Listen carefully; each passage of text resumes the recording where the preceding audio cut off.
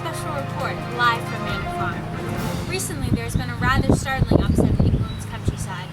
Manor Farm, once owned by Mr. Jones, homed a full-scale animal revolution. With the animals seizing control of the farm and developing a haven for animals to rule themselves, their story has captured the minds of many. The animals withstood many attacks from their human counterparts, but remained steady. Here to unlock the true story behind the upcoming movie is our field reporter, Lauren. She is in England with the full story. Good morning, Lauren. Good morning. I'm reporting live from Manor Farm in England. Here with me is one of Napoleon's guard dogs, Finn. He's going to tell us a little bit about life on the farm and the prospect of the movie's upcoming release. He hopes to tell us what really happened on the farm during Napoleon's rule. Good morning, Finn. Good morning, Lauren. Happy to be here. Can you tell us how you started guarding and being trained by Napoleon? I was taken by Napoleon when I was just a pup. I do not remember much of my mother. All I have ever known was my training with Napoleon and my 8 other brothers. Every day, Napoleon trained us for one purpose, to protect him and enforce his laws. Have you ever felt mistreated by Napoleon? Not really. He treated us like an encouraging yet overruling father would treat his children. He never let us down his mission. When he was out about the farm, he made sure that we stayed in the loft. We never went hungry, but I did not know if it was because he was feeding us with the food that he had taken from the rest of the animals. The training was hard, but he made it worth it. Do you remember much about Snowball and his part in setting up the revolution? I do remember him, but only vaguely. I was very young when the revolution started. All I remembered about him was that he was a leader of the Battle of Galvin. The first and only time that I had direct contact with Snowball was when I chased him off the farm on Napoleon's orders after the dispute over the windmill. Many of the facts I know about Snowball I have learned from Squealer and the other animals long after he left. And most of that was just propaganda.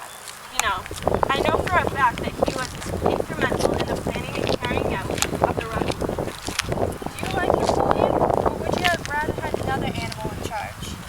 I do support Napoleon, but some of his choices have been questionable. I do respect him, both him and his choices. I believe he was one of the best leaders we could have. What are your feelings on the pigs acting like humans? I do not like it. I am treated well by the pigs. However, most of the other animals are not.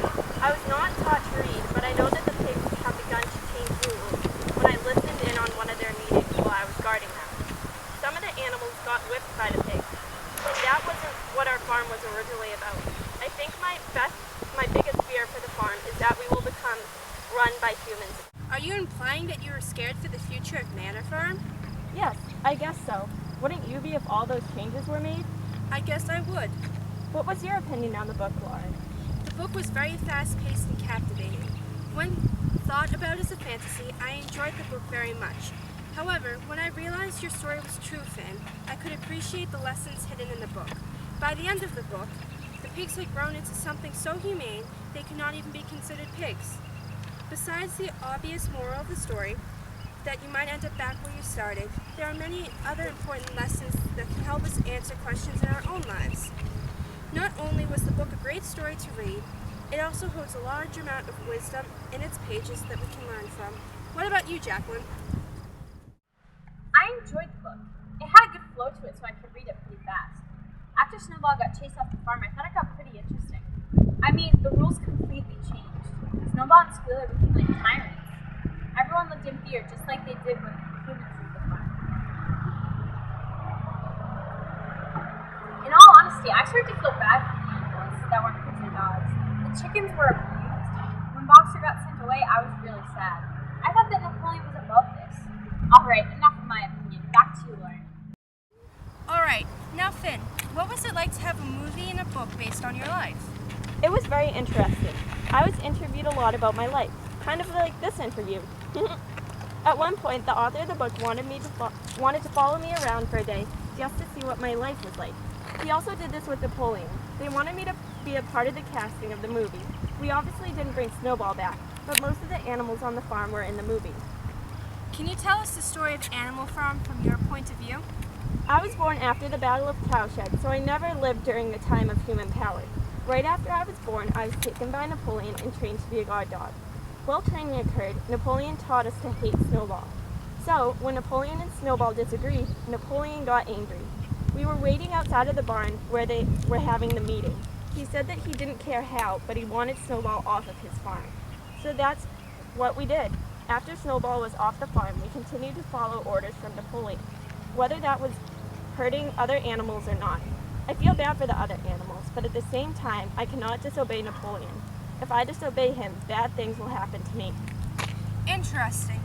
Who are some of the other notable characters on the farm? What roles did they play? Boxer was a huge help on the farm. He would always be the one who worked the hardest. It was a shame when he died. We had to push the other animals much harder to fill the hole that Boxer left.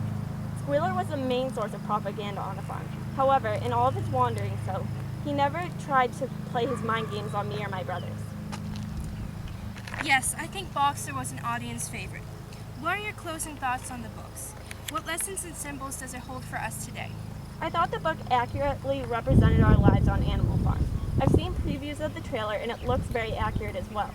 I feel like our story has many symbols in it. I know that the windmill, for me personally, is a symbol of how the pigs manipulated the other animals. The windmill, while damaging the other animals, increased the pigs' power by earning them more money. Thank you for your time. We wish you the best of luck and success for the oncoming movie. It was a pleasure. Thank you for having me. Back to Jaclyn in the newsroom with the day's next story. Thank you to both Lauren and our special guest Finn. Now, with an update on